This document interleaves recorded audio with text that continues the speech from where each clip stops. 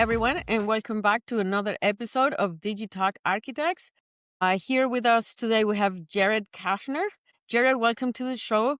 Please go ahead and tell us about yourself. Hi there. Thanks for having me on, Carolina. I am Jared Kazner. I have been developing software professionally for, 25 years, more than that now. It's feels old to say that, but I've been doing this for a long time. I've spent a little bit of time in the federal government space, held some security clearances, worked under the Director of National Intelligence as a contractor. I then moved into marketing automation software, and that was my first startup. And then I've kind of been at startups in Silicon Valley ever since. I worked at an AI company before AI was cool back in like 2012 to 2015. And then since then, I've been head of engineering, CTO at health tech and fintech companies for about 10 years before stepping out on my own about 3 years ago to start Blacksmith InfoSec. Very good. Okay, so on that note, you went from working at, big companies, software development, cybersecurity. What was the moment where you realized that you needed to take the leap from employee to entrepreneur and, start a new company? Yeah. I don't know that there was necessarily any one particular moment in time, although there was a whole lot of little things that kind of added up to get to a moment in time. And there was, so again, about 3 years ago, my co-founder and I were both 20 plus year careers, both looking for work at the same time in our careers. It was the first time in our 20 plus years where we were both looking for work at the same time. And we were both going through interview processes and realizing a few different things. Number one, the things that we were going to be asked to do on day one at the new companies was basically the same things that we had been doing at the last 5 companies that we had each worked at, right? Stand up a security program from scratch. In my case, build out the engineering and software side of things. In his case, build out the IT and infrastructure side of things, right? So there's a lot of the same tasks and things that we were being asked to do. And so we started looking around and saying, you know what, why are we having to do the same thing? It feels like reinventing the wheel every time we start a new job. And so why don't we write some software so that when we start that next job, we are in a better place? And so as we were interviewing, we were also kind of building some software along the way. We started looking at the software we were building and saying, this is actually kind of cool. I wonder what happens if we show this to a friend. And we showed it to a friend, and the friend said, hey, that's really neat. How can I buy this? Hey, maybe we should figure out how to sell some software, right? So it was almost like accidental entrepreneurship in a way. But that was sort of one piece of it, was the realizing that there was a problem that we had constantly been having to solve over and over again in our careers. Another piece of it was, interviewing sucks. I don't know when the last time you interviewed for a job was, Carolina, but it's no fun, right? And then, I I'd start an interview process for a CTO position and then get a rejection letter a week later about a director position for that company, and realizing that the company had misleveled the position that they wanted to hire for, and thought they wanted a CTO, but they really wanted a director of engineering or vice versa. And so you'd see these weird things where companies just didn't, especially at startups, they don't really know what they want. And then at the same time, it was also kind of at the start of the AI era where, ChatGPT had just been released, 6 months before that. And so there was a lot of like, can we do this with AI? Can we not do this with AI? What is that going to look like? And so it's a whole lot of different things that kind of all added up together to say, you know what, I'm Mm-hmm. tired of working with bozos that don't really know how to run a business. Maybe I should be the bozo that somebody else is working for, that they can say, why would you do that? So let me be in their shoes for a little bit and kind of get that experience. So that And was for the record, long way, I'm not a far. lot of different things.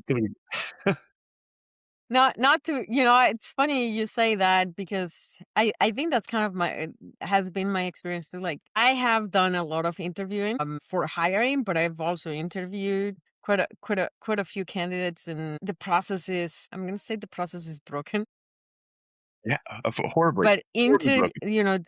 like going for interviews is probably one of the most dreadful things you have to do when you have to do it.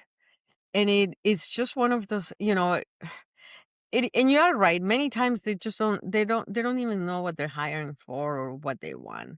But I think also I had this conversation not long ago with an HR person. It's like because HR in hiring, it's sort of like a numbers game, right? And it's not necessarily the best person for the job. It is so subjective to perception, right? So if the perception of the hiring person, the perception of you, of the hiring person, it's in any way, shape, or form skewed by something, then you're done, right?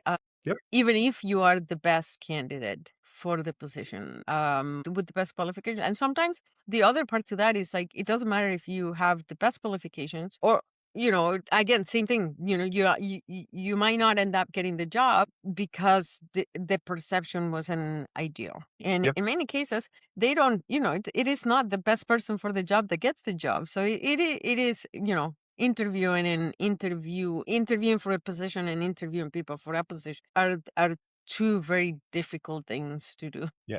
It is a completely different skill set to interview than it is to do the job. You're exactly right. Agree. The Yeah. things that we need to be good at for the interview process, resume writing, interviewing, putting the best foot forward, being able to create a good first impression and a great impression in the 30-minute interview window is very different than the ability to do the job. And it I Hmm. and especially right now where AI is so prevalent in the resume writing process and the job application process and even in the interview process itself of like it's I don't envy anybody who's interviewing for a job right now. It's hard. It's hard. It's really hard, It is hard. and it's no fun. So yeah, Yeah, well, so that's a completely yeah. different Well, okay, conversation, we can talk and for the it next is 45 minutes if you want. About yeah, we can go on that one for a long time because, like, there is no right or wrong answer, but it is a complicated conversation. yes, But jumping back into, why we're here, you often say your biggest competitor is in another cyber security company. It's Inertia. Why do so many business owners still believe cybersecurity and compliance are problems for someone else? yeah. So I think there's a couple of different things that go into this, right? There's the I'm so small, nobody will attack me. And in some ways you're completely right. If you're so super small, you will not be a target. But you're right for the wrong reason. It's not that somebody is specifically targeting you and saying, "Carolina, I'm going after you personally," right? And maybe you've done something and your social media views are making you a target and putting a target on your back. But almost certainly they are not actively going out and targeting you. What they're doing is they're scanning the entirety of the internet and they find an IP address. And that IP address happens to have a vulnerability and they say, I'm going to go after that vulnerability. They don't care about you. They don't care about your data. They don't care about who owns that IP address. They say, I can get in. Let me see what's there. Now, and then what they're betting is that you care about your data, right? So if they're able to get in and they're able to attack you and they're able to put a ransomware onto your system or phish your employees and extort them for money or whatever the case may be, it's a numbers game. And so you're absolutely right that they do not care about you, but you're right for the wrong reasons because they don't care they don't care if you pay the ransom. They don't care if you pay the extortion. They don't care about any of that. It's a numbers game. If you pay, great. They made a little bit of money and they move on with their lives. If you don't pay, they don't care that you don't get your data back. Again, they're going to move on with their lives. To them, it's just a job. Their job is to just go out and find as many vulnerabilities as they can, attack those vulnerabilities, and they don't care who you are. And so a lot of companies are getting that piece of the equation right, that they're too small for anybody to care about them. And so as a result, they don't make any progress. They don't think about this. And you'll see this both in the cybersecurity realm. And then where I focus a little bit more is on the compliance side of things. Your corner doctor's office, like your family physician, probably does not care that, like, they might say they care about HIPAA compliance, but they're probably not doing all the things that they need to be doing to comply with HIPAA. Why? HIPAA has no teeth. There's no, unless you are actively under attack, there's no government body that's coming in and auditing you and checking to see whether you're HIPAA compliant or not. What they do is come in after the fact when when you've already had a really bad day and say, "Oh, hey, you've already been hacked. You've already had all your data breached. Now we're going to fine you for all that data that was lost." Well, I mean, I might already be out of business because I've already had everything that, like, all of the sensitive information has already been lost. And I've had to tell all my patients, hey, I leaked all of your sensitive medical information. Like, I might have to go out of business anyhow. What do I care if I get fined? At that point, like, the fine is meaningless.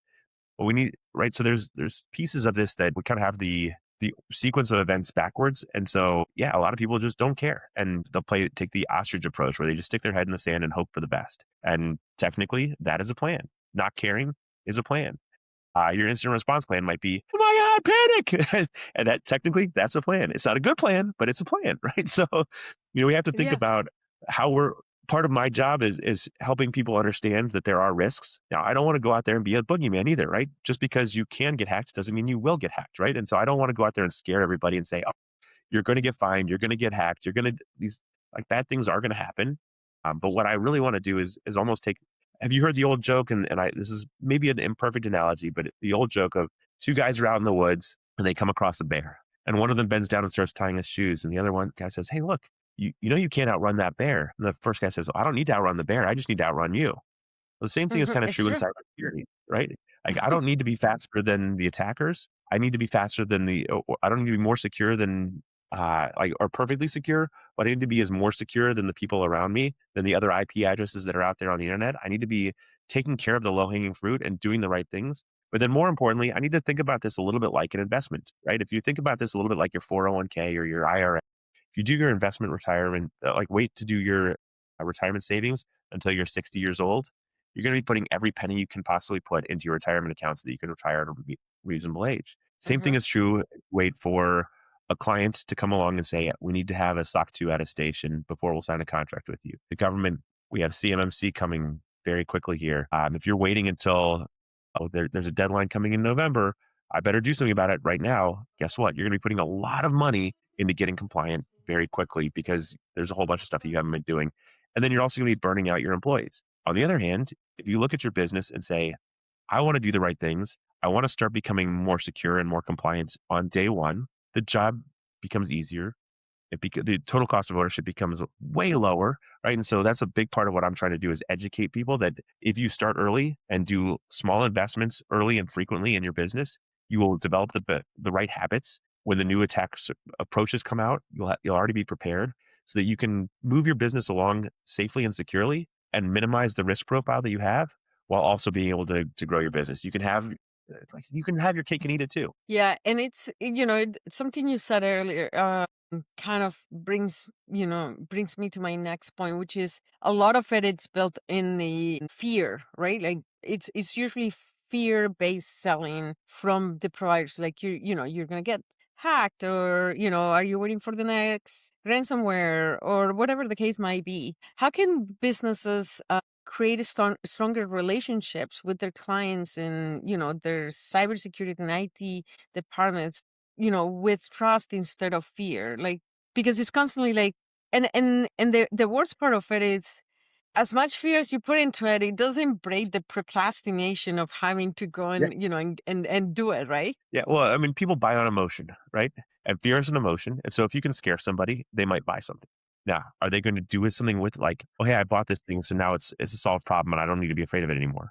So that's one mindset. And so that's one reason why fear is not a great way to be selling. The second thing is just because I've sold you on fear does not mean I've actually built any trust or rapport with you. What I've done is set you up so the next time somebody can tell a better scary story than I can tell, you're going to drop me and go to my competitor. Right? Instead, what I want to be doing, and I'm sure you run into this all the time in your business, Carolina, right? It's about storytelling and understanding that there is a value in partnership and working together, that you're out there for their business. And so if you are thinking about cybersecurity, compliance, really any services for that matter, don't try to sell them what you have. Understand what they need and show them that you have what they need and sell them that, right? So understanding the needs of your clients. If I go into a restaurant and I try to sell them on some event management platform that's going to take all of their data and aggregate it into one place, the restaurant's going to say, why do I need this? And they're not going to be wrong. Well, but let me tell you what they care about is, do I have cameras on my like exterior so people aren't breaking in? What am I doing to make sure that I'm not losing inventory because my bartenders are giving out free shots to customers? What happens if my internet goes down? Can I still take a credit card payment when I at the end of the night from my bar manager? Right? Like those are the Mhm. things that they care about from a security. So ask your clients, what do you care about? What are your initiatives like? What are you trying to do over the next 3 months? Oh, you're adding a new store. Awesome. Let me talk to you about how we can secure that facility as you're building it out. So I'm going to help you achieve your business goals, but also reduce the risk that you have along the way. Right. So it's understanding the needs and the wants and the aspirations of your clients, the things that keep them up at night, and that use that to sell what you have, as opposed to telling them, "Hey, you have a headache that you don't even know about. Let me scare you into buying something." Like that's not the way to win trust and maintain it. They want somebody who's going to be there and the long term partner for their business. Yeah.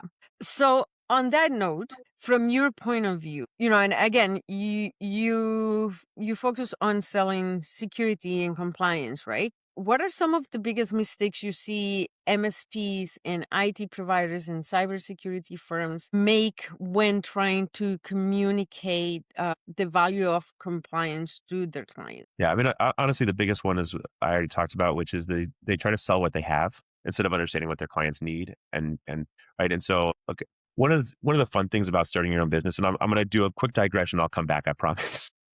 All right. My background is not in sales. My background is in technology. I am a technologist at heart. I have been building software and like hands on the keyboard writing code and managing software developers my whole career. My co-founder is kind of in the same boat. He's less of a coder, but more on the traditional IT and cybersecurity side of things. Neither one of us has ever sold before. And so one of the things that we had to figure out and what really held us back early on was that we kept trying to tell people all the things that we had.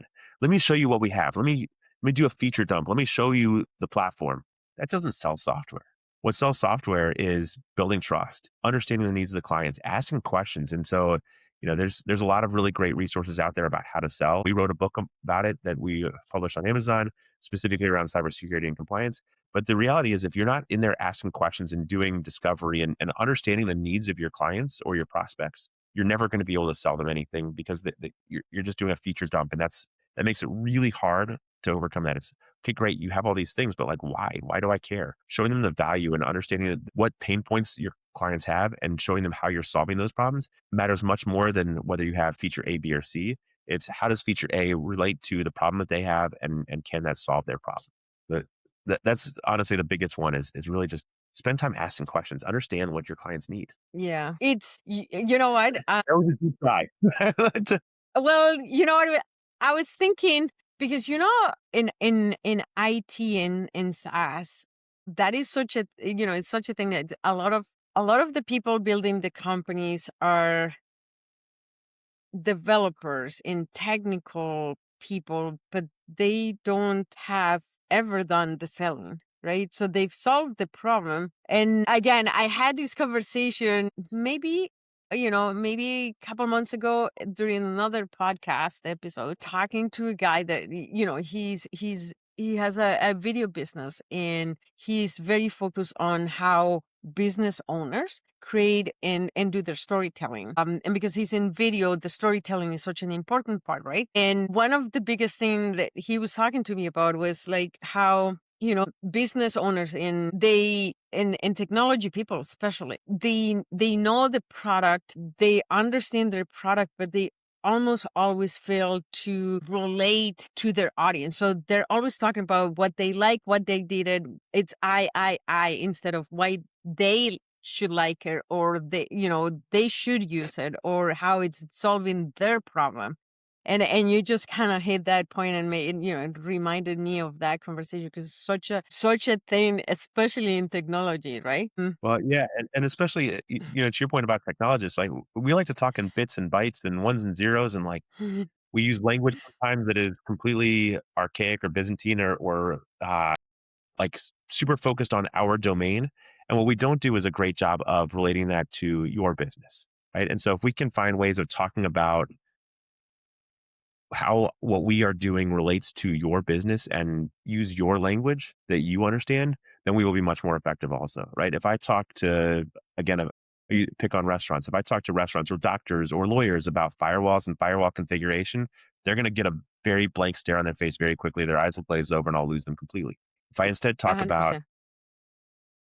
oh, hey, law firm, do you want to ha- have all your case files released like what happened in the Panama Papers? No? Okay, well, here are some ways that we're going to solve that particular problem from you so you're not leaking customer data. Medical office, do you want to have your patient records released? No? Like, here's how we're going to do that. Medical office is a great example also. So, one of the things that the government requires is that doctors maintain records for 7 years.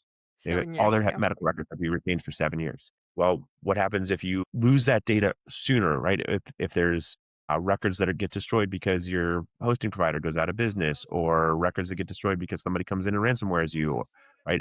Is it acceptable for you to lose any of that patient data? No. Okay. Well, here's how let's talk about the backup strategy to make sure that if your primary storage goes down for whatever, hard disks fail, right? So let's talk about what we do if we lose that primary storage. Where do we restore that from so you can maintain the 7 years that you need to keep? Lawyers, the same thing. We need to keep data for 7 years.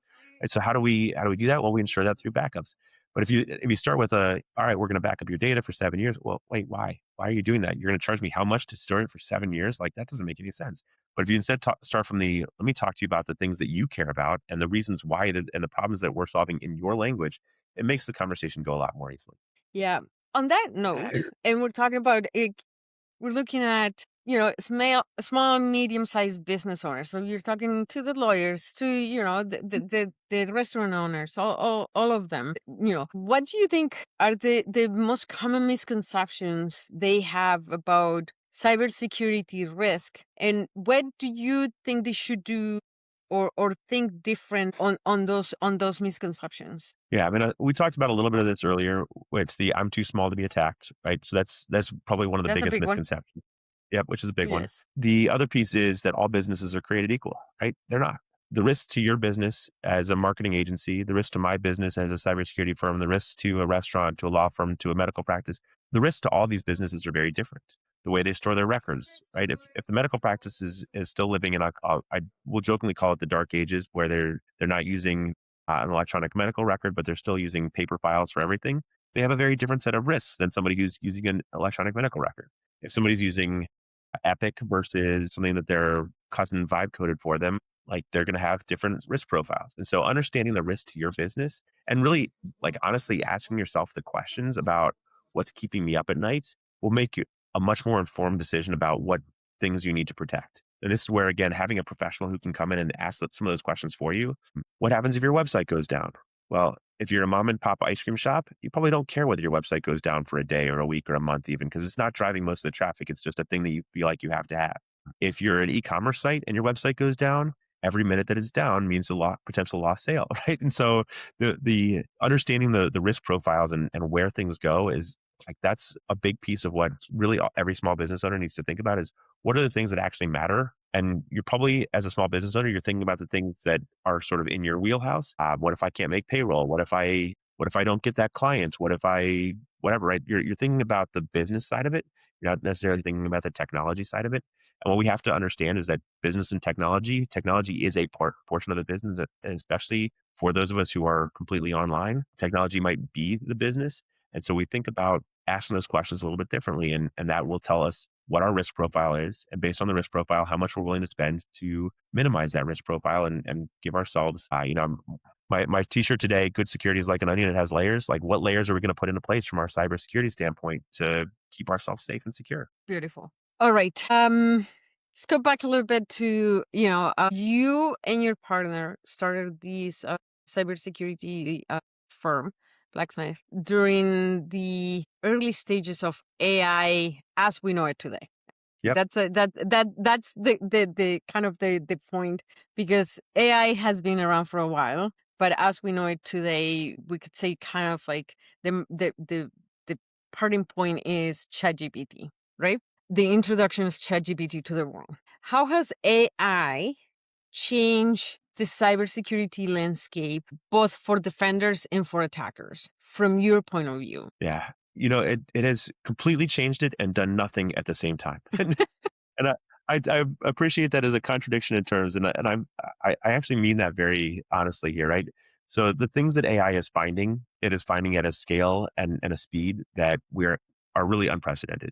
So both from an attacker and a defender side of things, right, where we're finding vulnerabilities faster as attackers and as defenders, and how we're able to respond to those things. At the same time, it's not like it really has invented a new category of attack or a new set of attacks. There's quasi new attack surface in the sense that AI is now potentially an attack surface itself. But the reality is things really have not changed all that much. It's just the velocity that has changed. It reminds me of something you said to me when we first met. You said AI is making us do stupid things faster. Yeah. Yeah. It's again, AI has not really changed our ability to do stupid things. It hasn't changed our ability to do smart things. It has made us go, those of us who are using it intelligently are doing intelligent things faster. Those of us who are using it to Definitely. do less intelligent things are doing less intelligent things really fast too. I heard a speaker talk about this not 3 months ago, maybe, where basically, if you think about process as your engine, like the things that you are doing on a daily basis, that's your engine. AI is the turbo that goes on top of that. And so if you haven't defined what your process is, you're just throwing AI in to do things faster. It's like throwing a turbo onto a tricycle where like there's no controls. You're going to be pedaling really fast. You might go into a wall. You might do like fall over. It's maybe not the best way of doing things. And I think one of the things that AI is really good at is it. How do I want to phrase this? AI is so good that it makes us believe that it's better than it actually is. right? And It's so true, AI is so actually. good at if I get a contract, and this is something that actually drove me absolutely bonkers the other day. I got an NDA from a client that said that they wanted me to sign, and I had to click through like 7 different prompts in DocuSign to say no, I don't want the AI summary of this because I wanted to actually read the contract. And AI is there's a lot of things where AI is really good at reading a contract and summarizing it for you. It doesn't always find everything, but it's 90% of the time it's going to get it That's a 90% decent correct. point.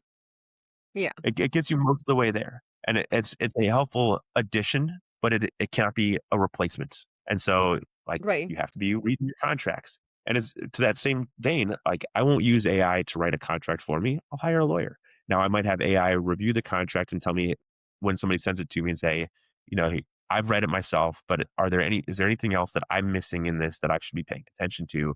Or ask my lawyer to review specifically. And that way I can reduce the amount of hours I'm spending with my lawyer, 'cause guess what? Lawyers are expensive, right? So Yeah, I don't wanna spend 10 hours with my lawyer if I can spend 5 hours with my lawyer. I I agree. heard a great So you can say do that. like a draft. So you can use it for like a draft starting point, but it shouldn't Yep, be the whole thing. It did, yep, and I agree with you. Again, going back to every time I have this conversation, it shouldn't be doing everything. It should be a starting point or support point. But then again, you still have to go through the motions, right? yep, Of your own voice in your example, lawyers. It's a big deal. And yep, again, it also depends on the level of complexity of the task, right? Like if all correct. you're doing is Yep, a quick, NDA that's just to cover your but if it's like big company at an enterprise level where you don't want that. You want to really cover everything, yeah, right?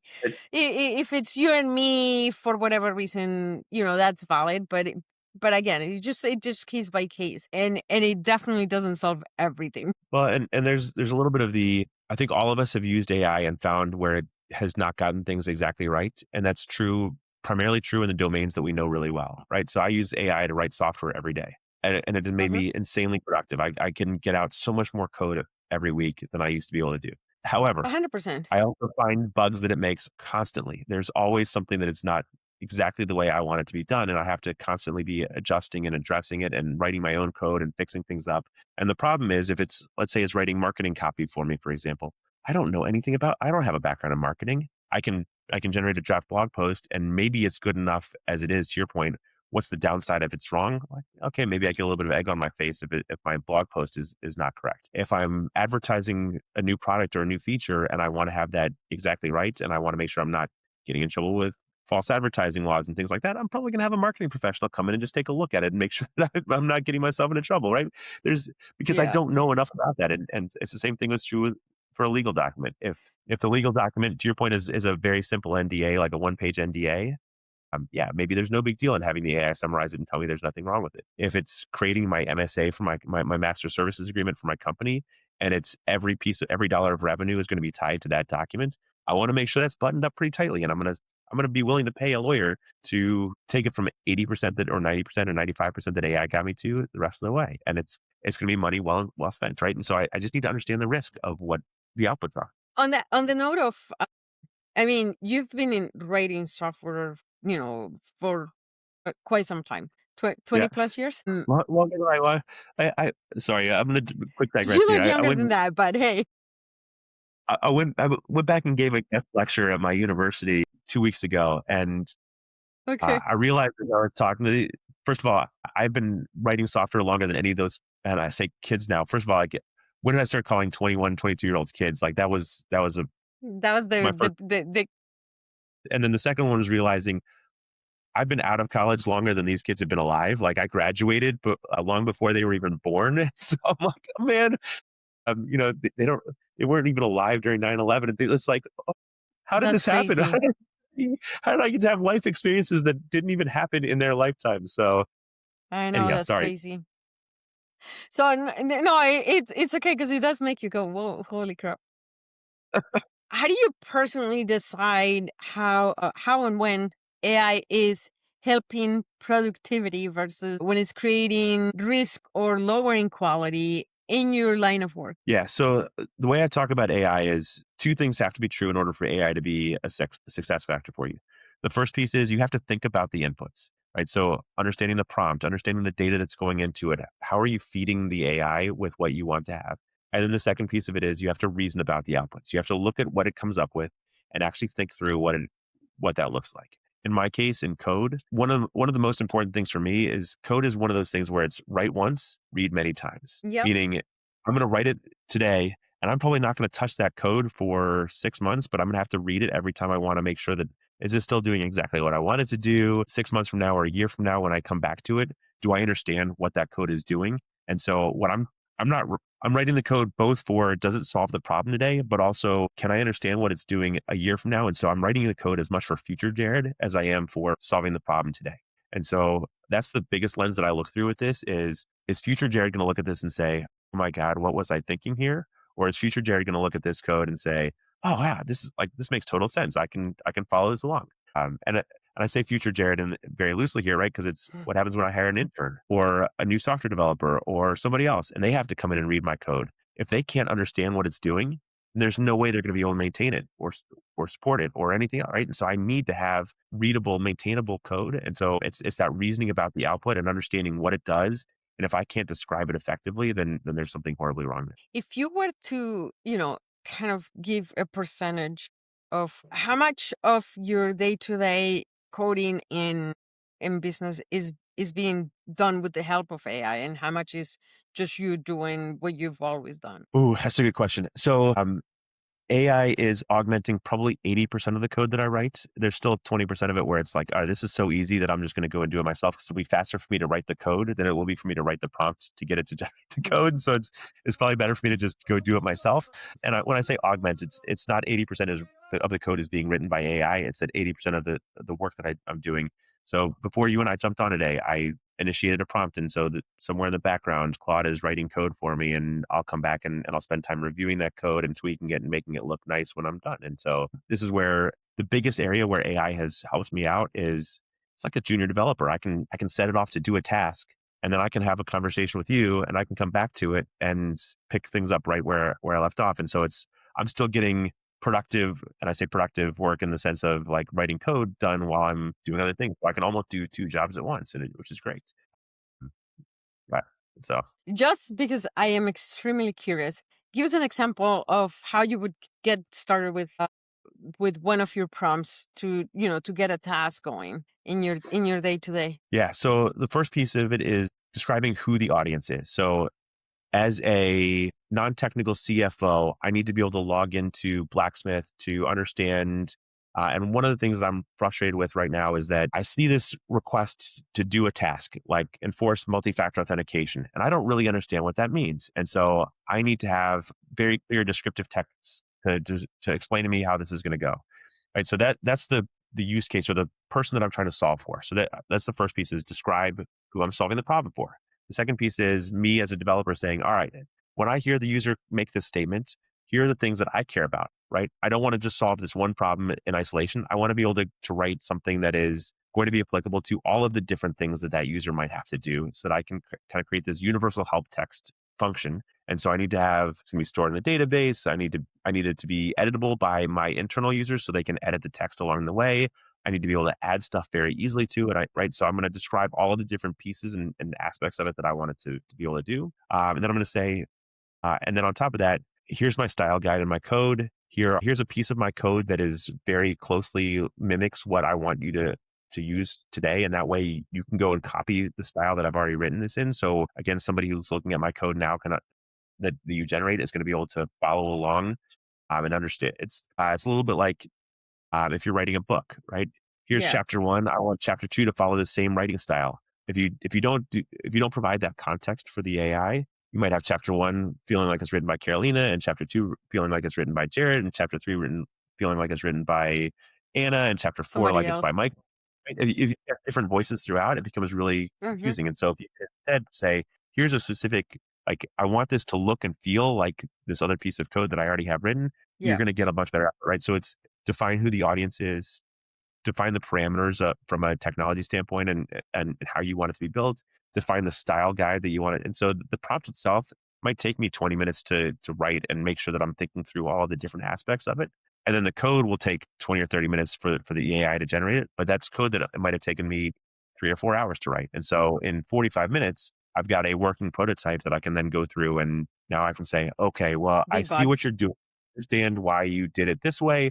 I need to tweak it a little bit. And again, sometimes I'll look at it and say, all right, I want you to go off and redo this section. And sometimes I'll look at it and say, I get, again, it's faster for me to rewrite this the way that I want it to, or change things up and give it what I wanted to do myself. Very good. All right. You also host your own podcast. Yeah. And so but it's very different from what we do here. So tell us about your podcast and the unique approach that you take to answering real questions from MSPs and business owners every week, right? Every week? Yeah. Every week we do a Go ahead. weekly episode. The podcast is called Get NISTy. So NIST is the National Institute for Standards and Technology. We're nerds. And so we took a little That's bit okay. of inspiration from a cartoon called Rick and Morty. And so there was an episode of Rick and Morty where they had to sing to stave off an alien invasion that was called Get Swifty. So we took that Get Swifty mindset and turned it into Get NISTy. And so anyhow, long way of introducing the name of the podcast, but it's really, how do I think about cybersecurity and compliance as a service provider or a small business? And we get questions all the time from our customers and from their customers asking, why is HIPAA important? How do I get HIPAA compliant? What does it mean to turn on multi-factor authentication? And so some of it will be very esoteric things. Some of it will be at a framework level. How do I choose between the NIST cybersecurity framework and the CIS implementation groups? Like, what's the benefits and the downsides of each one of those? And so we get kind of a broad mix of questions around cybersecurity and compliance. And because we were answering these questions so frequently, we said, you know what, this seems like a fun way for us to produce it. So we started producing the weekly podcast, and we're coming up on our first anniversary now. I think we've done 45 episodes, so we're close to our first anniversary. And it's really, most episodes are answering two questions from real users. Every once in a while, we'll get a question or a general topic that makes sense for us to bring a guest onto. And so we'll bring a guest in to talk about a specific topic. But we take a very much an educational approach to it as how can we educate the market? And yes, we'd love it if you used our software, but this is not a sales pitch. It's not a FUD based podcast. It's really about how do we just educate and be the rising tide that lifts all boats. Very good. How do they find the podcast and how do they find you and your company? Yeah. So blacksmithinfosec.com is our company. Blacksmithinfosec.com/NISTy, NISTY is the podcast. So again, we'll try to make it as easy as possible for everybody. We're on Spotify, we're on Apple, everywhere you find podcasts, wherever I want to look for those. And then if you have questions or that you want to have answered, that blacksmithinfosec.com/NISTy is a great place to go and ask your Mm. questions. And we'll make sure that we get those on the podcast sometime in the near future. Amazing. Bonus question. All right.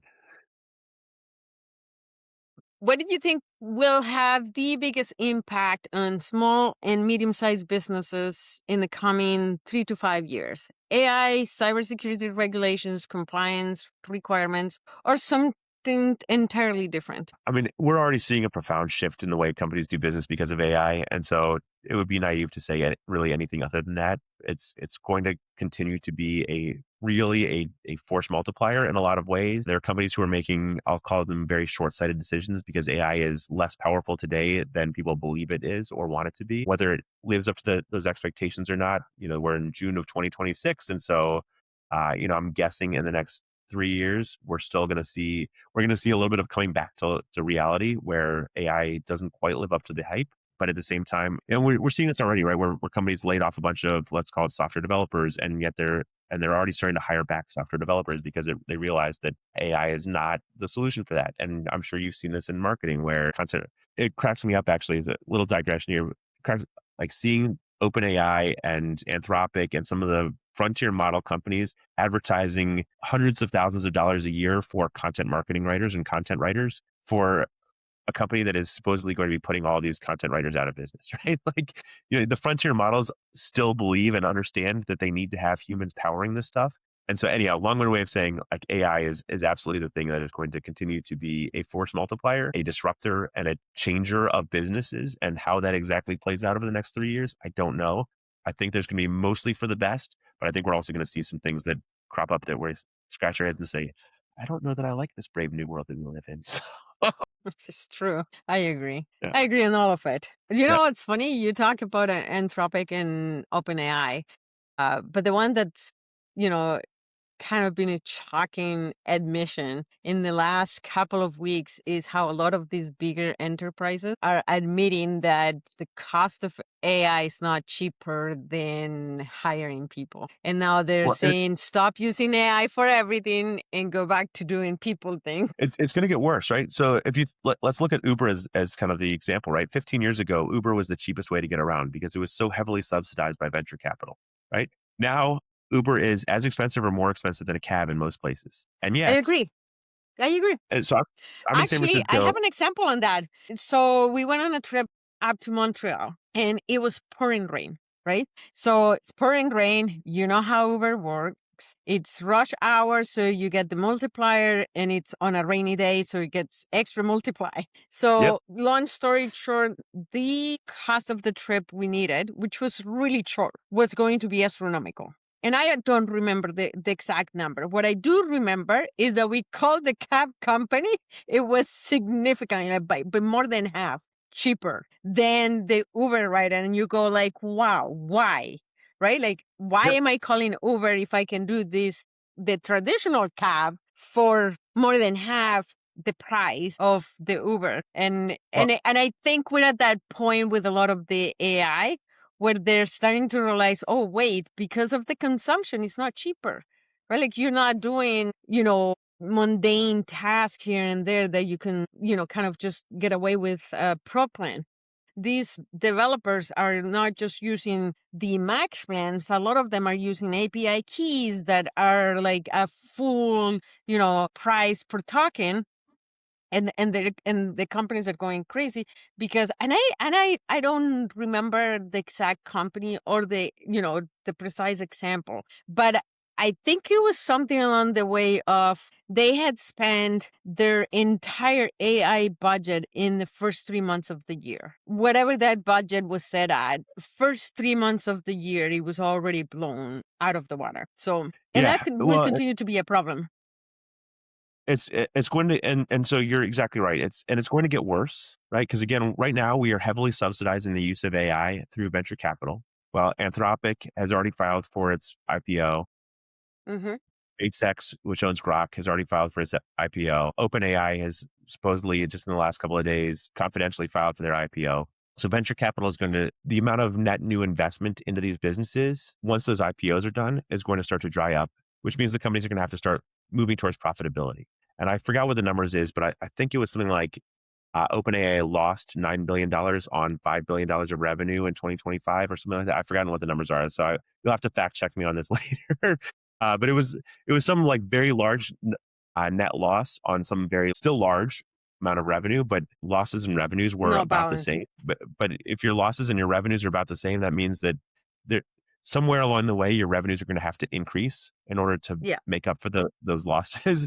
And so if we just look at it and say, all right, let's assume they only double the cost of ChatGPT consumption in 2027 or 2028, right? Again, I don't know how long it's going to take for them to burn through the cash that they're burning, right? But like they're going to do it at some point, and investors are going to start to say, we need to see a path to profitability here because you don't have that open spigot from the venture capital community anymore. So you have to start to, instead, if you can't subsidize, you have to pay your own way. And if you have to pay your own way, now you have to increase costs. And so again, we're already seeing, to your point, that companies are starting to pull back and say the token cost already is more than we want it to be, and so you need to start pulling back and doing stuff manually again because your time is more valuable than or is less expensive than the cost of the tokens, right? Yeah. And so and that equation is going to continue to skew in favor of humanity over time. Now, again, Or theoretically, they're they're also gonna have find to figure ways. out a way of bringing down cost of, Yeah, AI, right? Which yeah, or they the cost. are. Yeah, They are. yep, yep. Some of the models coming out of, China and less reputable places Well, than Anthropic and OpenAI are coming up with models that are far more efficient than what we have and what we're using here. And so I think that should be the path, but how these companies in the US and in the Western world figure that out, that's yet to be seen. But they should. I mean, if they're doing it over there and those models are performing not, I'm not going to say quite at par with Anthropic because that would be unrealistic, but coming close. I mean, Kimi K 2.5 and what's the other one? Can't think of it right now. I mean, there's so Well, many, but those are coming close you know what? They're coming close enough that they're usable today if you don't want to pay the high fees, right? Like I used Kimi K 2.5 for a little while when I was setting up my OpenClaw agent, and it did a pretty decent job for the most part. I mean, it wasn't a significant difference for most things that I was doing, other than writing copy. But then again, copy I was doing with the help of AI, but it was still a hands-on process. So, but for everything else, like automating tasks like, reading emails and, summarizing newsletters and that kind of stuff. Those models are perfectly fine and you don't have to absorb the high cost.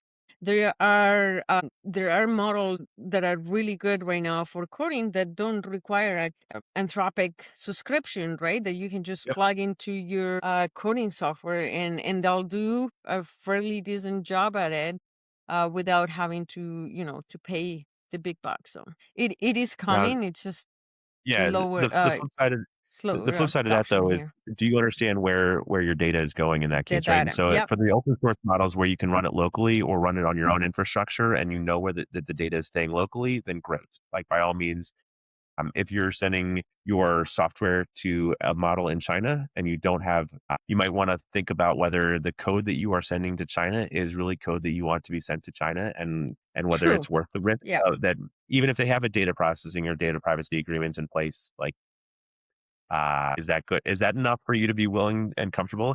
If you're doing a personal project, yeah, sure, probably. If you're doing something for business, maybe less so, right? And so Well, it's it again, really think about, does depend on the kind of yep, business, right? Like if I am sending newsletters to get summarized, I don't care. They're already public. They're already out yes, there. yeah, Nobody. 100%, So that exactly, is those are but that's what I'm talking about, right? Like we're at the point where a lot of these information is already public. So you're not compromising. Now, again, I agree with you. If you are using it for coding a brand new SaaS or a brand new idea, yeah, you probably think twice about going to one of those models. But the point on all of it is they have been able to make huge advances in the models and compacting them and the token usage and all that stuff. We should be able to see that coming to the models we are more comfortable with here, or yes. otherwise something's going to have to give, either here or there, but it has to happen if they want to continue in business. Yep. Yeah, either their costs have to go down so they can make money with the price the way it is, or their price has to go up, and it's probably going to be somewhere in between where it's both are happening. Yep. And then to your point, the question is, at what point do we end up like having that equation flipped sufficiently that we start rehiring people that we've been letting go? But the U.S. Exactly. job report came out, and we were still hiring pretty significantly. Even when you hear about the job losses, there's still a lot of hiring that's going on. And I haven't dug into those numbers to understand what sectors are hiring, but at the same time, like there are still people getting jobs in the U.S. and unemployment is still pretty low, and so there's a lot of like marketing talk, I think, or talking past each other when it comes to job losses and hiring stuff. All right, Jared, it was fun talking to you today. Thank you so much for coming out and spending the last hour with us. No. Yeah. See, I Thank you told for you we having me. were gonna have any issues, getting through an hour of these. Thank you so much. It was very interesting and fun. We hope to see you, come back and do another episode in the near future. Yeah, I would love that. Maybe we'll talk in a year or two and see how many of my Right. predictions about AI were totally wrong.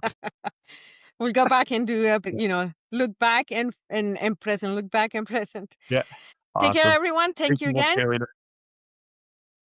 Until we see you in the next episode.